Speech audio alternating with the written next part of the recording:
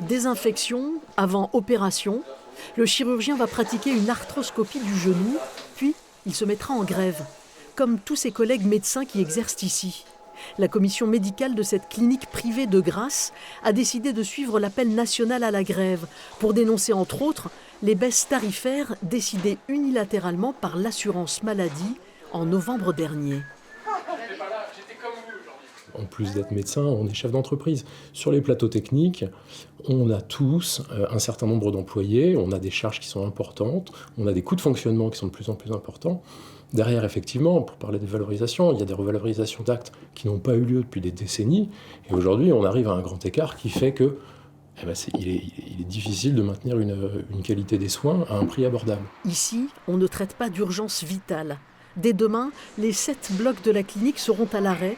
Toutes les opérations sont déprogrammées. La direction de l'établissement soutient ces chirurgiens et anesthésistes grévistes. Elle estime que leur combat pour une meilleure rémunération des actes bénéficie aussi aux patients. On part du principe que l'inflation elle est à zéro, ce qui n'est pas le cas. On ne peut pas continuer en disant la médecine ça coûte zéro. On a besoin d'innover. On ne peut pas rester sur le carreau par rapport aux autres pays ou par rapport à d'autres possibilités.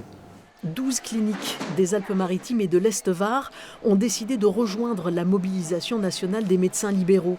Leurs praticiens iront défiler demain à Paris. Les opérations ne reprendront pas dans ces établissements avant jeudi prochain.